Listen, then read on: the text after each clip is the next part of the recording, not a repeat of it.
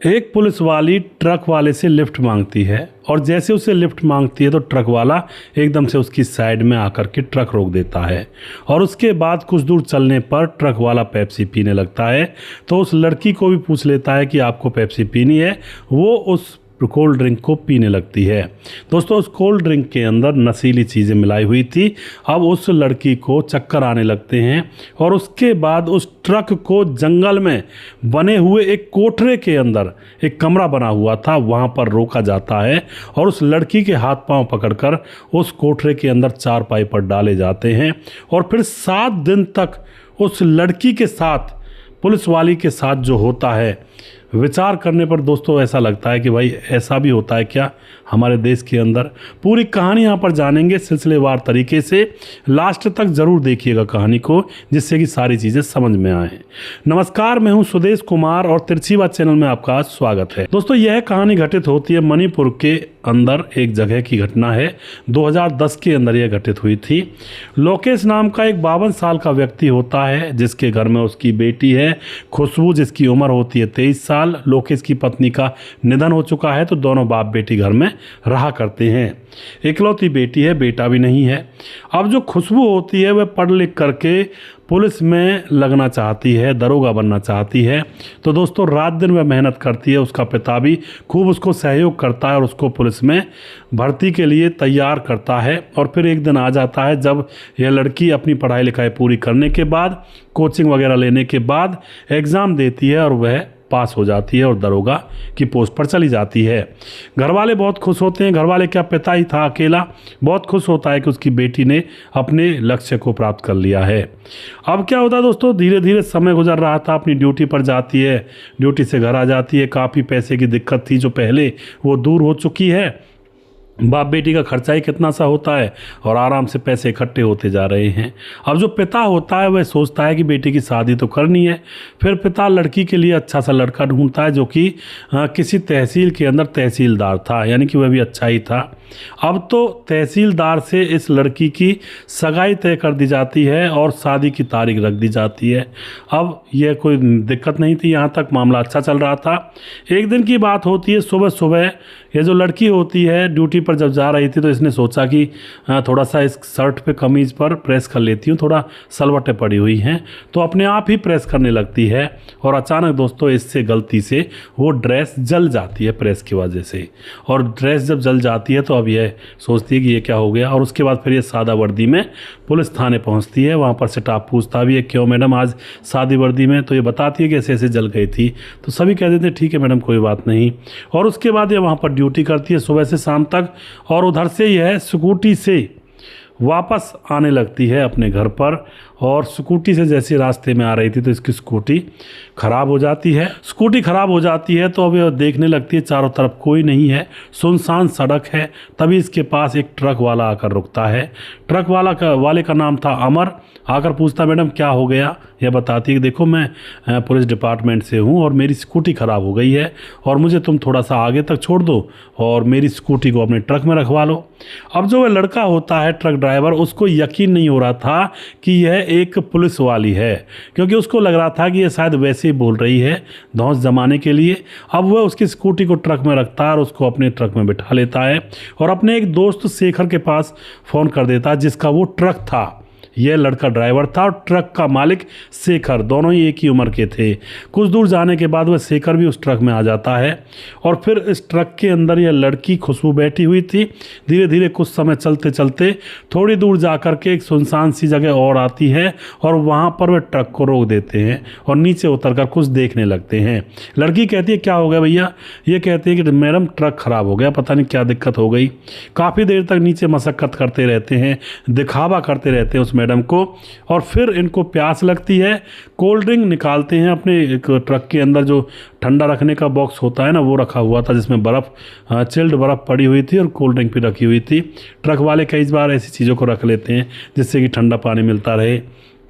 उसके अंदर से कोल्ड ड्रिंक निकालते हैं और फिर कोल्ड ड्रिंक पीने के लिए मैडम से भी कहते हैं।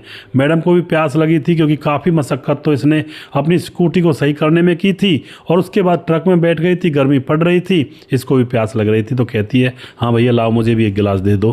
दोस्तों उस कोल्ड ड्रिंक के अंदर वह चुपके से नशीली दवाई मिला देते हैं और उस गिलास को भरकर उस मैडम को दे देते हैं। नींद की गोलियों की मात्रा ज़्यादा मिला दी जाती है। अब उसके बाद जैसे मैडम कोल्ड ड्रिंक को पीती है तो असर होने का इंतज़ार करते हैं। इतने ट्रक के अंदर ही चाबी पाना लेकर के लगे रहते हैं, ड्रामा करते हैं और थोड़ी देर के बाद जब लड़की को गहरी नींद आ जाती है तो वहीं सीट पर सो जाती है। ये दोनों लड़के एक दूसरे की आंखों की तरफ इशारा करते हैं और फिर अपने चाबी पाना नीचे से उठा करके ट्रक के टूल बॉक्स में रखते हैं और फिर उस लड़की के मुंह पर टेप लगा देते हैं और उसके बाद ट्रक को थोड़ा सा और आगे चलाया जाता है। थोड़ा सा और चलाने के बाद एक जंगल की तरफ कच्चा रास्ता उतरा करता था। उस जंगल के अंदर एक कमरा बना हुआ था, ट्यूबवेल का कोठरा जिसे बोलते हैं। वहां जाकर के लड़की को उठा ले जाते हैं। उस कमरे के अंदर चारपाई पड़ी थी 2 और एक चारपाई पर इस लड़की को लुटा दिया जाता है और उसके बाद स्टार्ट होता है दोस्तों हैवानियत का खेल। वो दोनों भूखे थे, प्यासे थे, भेड़िए थे, लड़की के कपड़े उतार ले लगते हैं और फिर उस नग्न लड़की के साथ वो जो करते हैं आप लोग समझ ही रहे होंगे। और उसके बाद जब उनका मन भर जाता है तो दोस्तों कमरे में ही लड़की को छोड़ करके और बाहर से ताला लगा देते हैं और वह सुबह काम पर निकल जाते हैं और उसको दोबारा से कुछ ऐसा कोई दवाई वगैरह ऐसी दे देते हैं, वो दोबारा से बेहोश हो जाती है। दिन भर काम करते हैं, शाम को फिर से आ जाते हैं और फिर से उस लड़की के लिए कुछ खाने के लिए लाते हैं।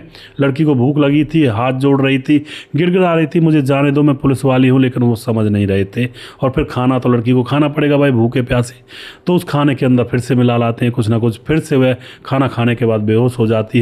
इसी तरह से 7 दिन तक उस लड़की के साथ वहसियत होती रही और लड़की का पिता ढूंढता रहा, बदहवास इधर उधर घूमता रहा, पुलिस भी घूमते रहे, ढूंढती रही उसको। और स्कूटी तो ट्रक के अंदर रखी थी, अगर वहाँ रोड पर स्कूटी पड़ी छोड़ाते तो शायद उनको पता लगता है कि भाई यहाँ से कोई गड़बड़ी हुई है।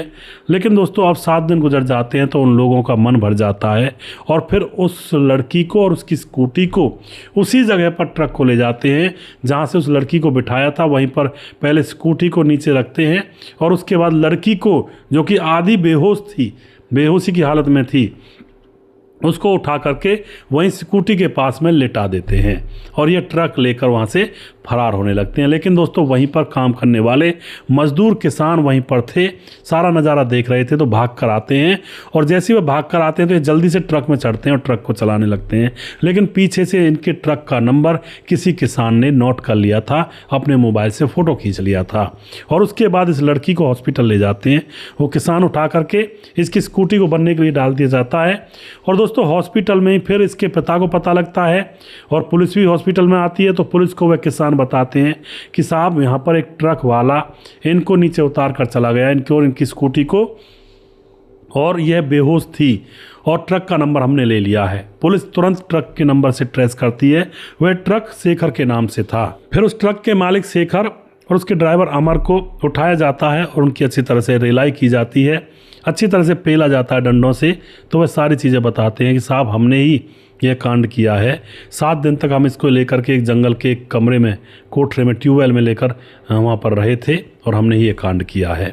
तो इस तरह से दोस्तों यह मामला खुलता है, उनको जेल में डाला जाता है और उनके ऊपर जुर्माना भी लगाया जाता है और इस तरह से यह केस लोगों के सामने आया था और लोगों को यह चीज़ बताई गई थी। तो दोस्तों लड़की अकेली पुलिस वाली बनकर भी सेफ नहीं है। इस कहानी से तो ऐसा ही लगता है, क्योंकि जो दरिंदे और वैसी लोग घूमते रहते हैं समाज के अंदर, उन लोगों को बस एक मौका चाहिए और बाद में जब उनको पता लगता है कि भाई ये तो पुलिस वाली थी, वो ये बात कहते भी हैं कि भाई हमें नहीं पता था, हम ये समझ रहे थे कि ये मजाक कर रही है, शायद ये डर रही है इसलिए पुलिस वाली बनकर बता रही है। और उसके बाद उनको जेल हो जाती है। लड़की के साथ जो बीता पिछले 7 दिनों में, उसकी भरपाई तो खैर कोई नहीं कर पाएगा।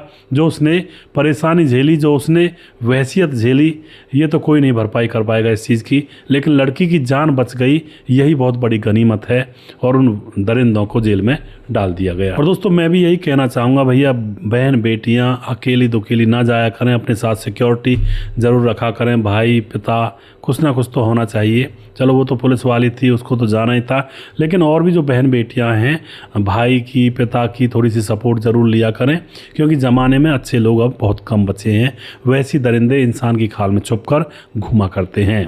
वीडियो के लास्ट में कुछ भाइयों के नाम ज़रूर लेना चाहूँगा जो हमारे वीडियोज़ को देखते हैं और हमें खूब सपोर्ट करते हैं। हमारे साथ समाधान पाटिल जलगांव महाराष्ट्र से हैं, अमित पटेल बिहार बेलवा मोतिहारी जिला से हैं, धीरज बनवाल हैं, सुरेश नायक हैं और विनोद कुमार कमेंट करते हैं, मदन सिंह कमेंट करते हैं, राम कुमार कमेंट करते हैं, सराफत अली कमेंट करते हैं और भीम कसारे कमेंट करते हैं, भूषण कुमार जी हैं, सूरज डी अमर भाई फिजी से कमेंट करते हैं, सुरेश नायक कमेंट करते हैं और हम आपकी वीडियो को देखते हैं, बहुत अच्छी लगती है जी, बहुत बहुत धन्यवाद।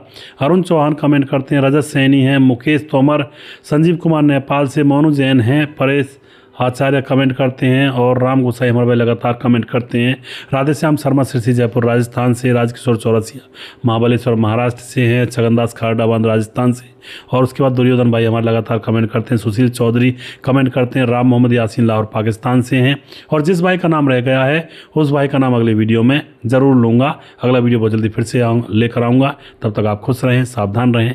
जय हिंद, जय भारत।